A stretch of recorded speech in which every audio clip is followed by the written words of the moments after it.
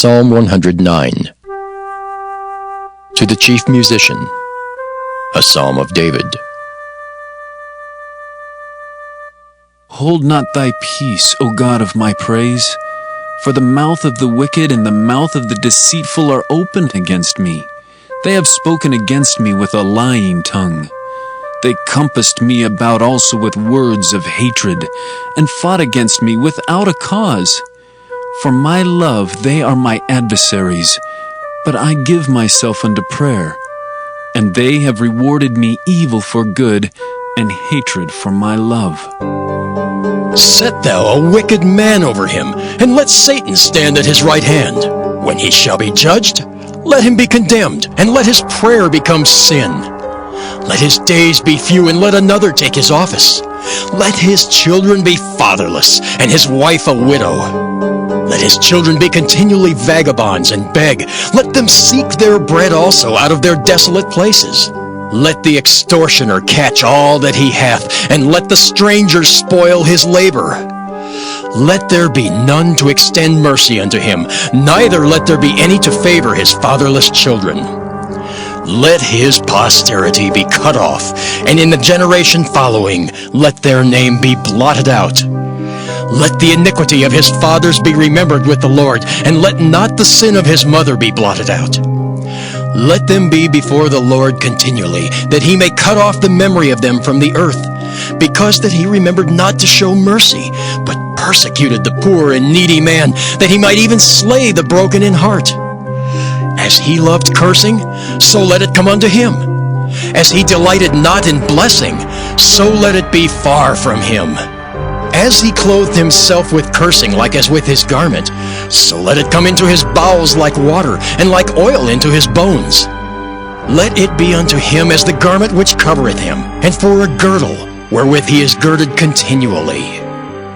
Let this be the reward of mine adversaries from the Lord, and of them that speak evil against my soul. But do thou for me, O God the Lord, for thy name's sake, because thy mercy is good, deliver thou me. For I am poor and needy, and my heart is wounded within me. I am gone like the shadow when it declineth. I am tossed up and down as the locust. My knees are weak through fasting, and my flesh faileth of fatness. I became also a reproach unto them. When they looked upon me, they shaked their heads. Help me, O Lord my God. O save me according to thy mercy, that they may know that this is thy hand, that thou, Lord, hast done it. Let them curse, but bless thou. When they arise, let them be ashamed, but let thy servant rejoice. Let mine adversaries be clothed with shame, and let them cover themselves with their own confusion as with a mantle. I will greatly praise the Lord with my mouth, yea, I will praise him among the multitude. For he shall stand at the right hand of the poor, to save him from those that condemn his soul. Mark 5. And they came over unto the other side of the sea, into the country of the Gadarenes. And when he was come out of the ship, immediately there met him out of the tombs a man with an unclean spirit, who had his dwelling among the tombs, and no man could bind him, no, not with chains, because that he had been often bound with fetters and chains, and the chains had been plucked asunder by him, and the fetters broken in pieces, neither could any man tame him. And always, night and day, he was in the mountains and in the tombs, crying and cutting himself with stones. But when he saw Jesus afar off, he ran and worshipped him, and cried with a loud voice, and said, What have I to do with thee, Jesus, thou Son of the Most High God? I adjure thee, my God, that thou torment me not. For he said unto him, Come out of the man, thou unclean spirit. And he asked him, What is thy name? And he answered, saying, My name is Legion, for we are many. And he besought him much that he would not send them away out of the country. Now there was there nigh unto the mountains a great herd of swine feeding. And all the devils besought him, saying, Send us into the swine, that we may enter into them. And forthwith Jesus gave them leave. And the unclean spirits went out and entered into the swine, and the herd ran violently down a steep place into the sea. They were about 2,000, and were choked in the sea.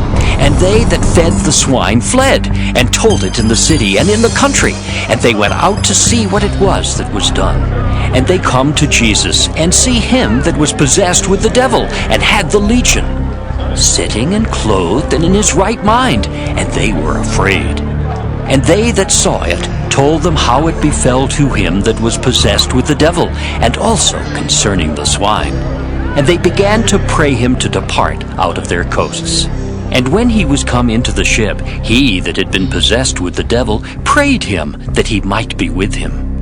Howbeit Jesus suffered him not, but saith unto him, Go home to thy friends, and tell them how great things the Lord hath done for thee, and hath had compassion on thee. And he departed, and began to publish in Decapolis how great things Jesus had done for him, and all men did marvel. And when Jesus was passed over again by ship unto the other side, much people gathered unto him, and he was nigh unto the sea. And behold, there cometh one of the rulers of the synagogue, Jairus by name, and when he saw him, he fell at his feet, and besought him greatly, saying, My little daughter lieth at the point of death. I pray thee, come and lay thy hands on her, that she may be healed, and she shall live. And Jesus went with him, and much people followed him, and thronged him.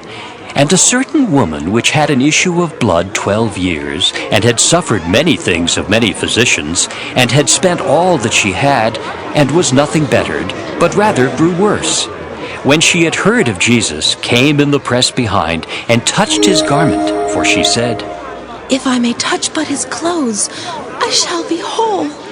And straightway the fountain of her blood was dried up, and she felt in her body that she was healed of that plague. And Jesus, immediately knowing in himself that virtue had gone out of him, turned him about in the press, and said, Who touched my clothes? And his disciples said unto him, Thou seest the multitude thronging thee, and sayest thou, Who touched me? And he looked round about to see her that had done this thing. But the woman, fearing and trembling, knowing what was done in her, came and fell down before him, and told him all the truth.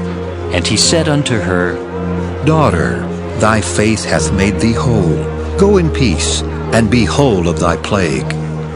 While he yet spake, there came from the ruler of the synagogue's house certain which said, Thy daughter is dead. Why troublest thou the master any further? As soon as Jesus heard the word that was spoken, he saith unto the ruler of the synagogue, Be not afraid, only believe. And he suffered no man to follow him, save Peter and James and John the brother of James. And he cometh to the house of the ruler of the synagogue, and seeth the tumult, and them that wept and wailed greatly. And when he was come in, he saith unto them, Why make ye this ado, and weep? The damsel is not dead, but sleepeth. And they laughed him to scorn.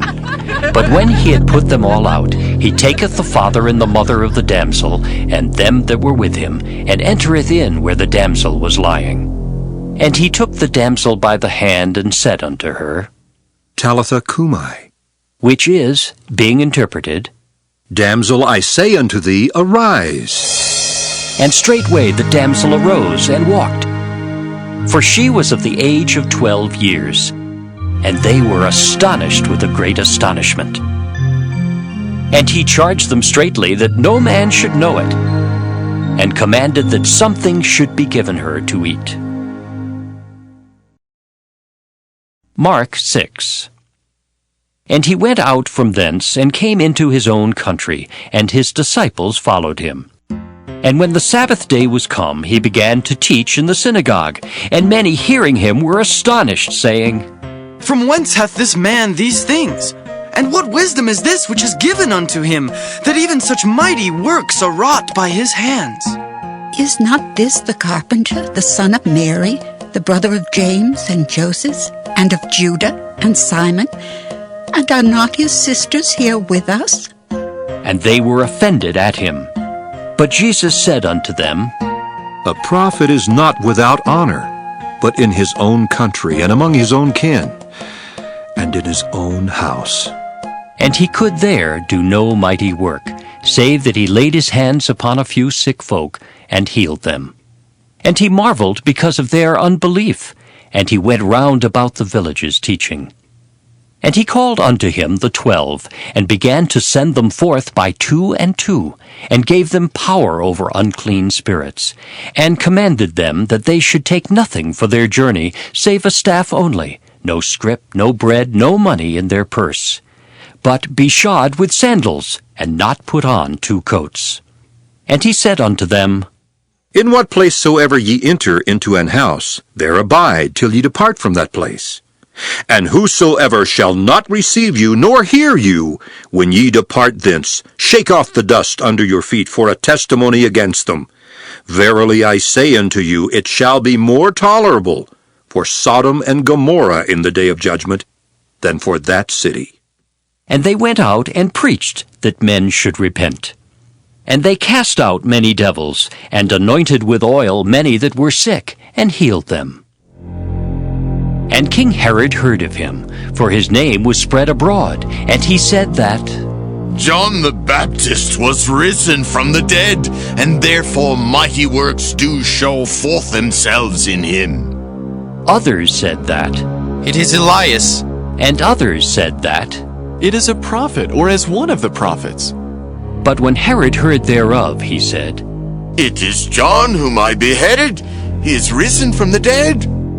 For Herod himself had sent forth, and laid hold upon John, and bound him in prison for Herodias' sake, his brother Philip's wife, for he had married her. For John had said unto Herod, It is not lawful for thee to have thy brother's wife. Therefore Herodias had a quarrel against him, and would have killed him, but she could not. For Herod feared John, knowing that he was a just man and an holy, and observed him. And when he heard him, he did many things, and heard him gladly. And when a convenient day was come, that Herod on his birthday made a supper to his lords, high captains and chief estates of Galilee. And when the daughter of the said Herodias came in, and danced, and pleased Herod and them that sat with him, the king said unto the damsel, Ask of me whatsoever thou wilt, and I will give it thee. And he sware unto her, Whatsoever thou shalt ask of me, I will give it thee, unto the half of my kingdom. And she went forth and said unto her mother, What shall I ask? And she said, The head of John the Baptist. And she came in straightway with haste unto the king, and asked, saying, I will that thou give me by and by in a charger the head of John the Baptist. And the king was exceeding sorry, yet for his oath's sake, and for their sakes which sat with him, he would not reject her. And immediately the king sent an executioner, and commanded his head to be brought. And he went and beheaded him in the prison. And he brought his head in a charger, and gave it to the damsel, and the damsel gave it to her mother. And when his disciples heard of it, they came and took up his corpse, and laid it in a tomb. And the apostles gathered themselves together unto Jesus, and told him all things, both what they had done, and what they had taught. And he said unto them, Come ye yourselves apart into a desert place, and rest a while. For there were many coming and going, and they had no leisure so much as to eat. And they departed into a desert place by ship, privately. And the people saw them departing, and many knew him, and ran afoot thither out of all cities. And out went them, and came together unto him. And Jesus, when he came out, saw much people, and was moved with compassion toward them, because they were as sheep not having a shepherd, and he began to teach them many things. And when the day was now far spent, his disciples came unto him and said, This is a desert place, and now the time is far past. Send them away, that they may go into the country round about and into the villages and buy themselves bread, for they have nothing to eat. He answered and said unto them, Give ye them to eat.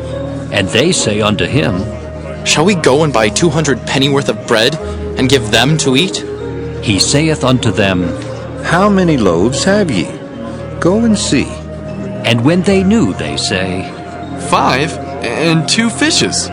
And he commanded them to make all sit down by companies upon the green grass. And they sat down in ranks by hundreds and by 50s. And when he had taken the 5 loaves and the 2 fishes, he looked up to heaven and blessed, and brake the loaves, and gave them to his disciples to set before them. And the 2 fishes divided he among them all. And they did all eat and were filled. And they took up 12 baskets full of the fragments and of the fishes. And they that did eat of the loaves were about 5,000 men. And straightway he constrained his disciples to get into the ship, and to go to the other side before unto Bethsaida, while he sent away the people.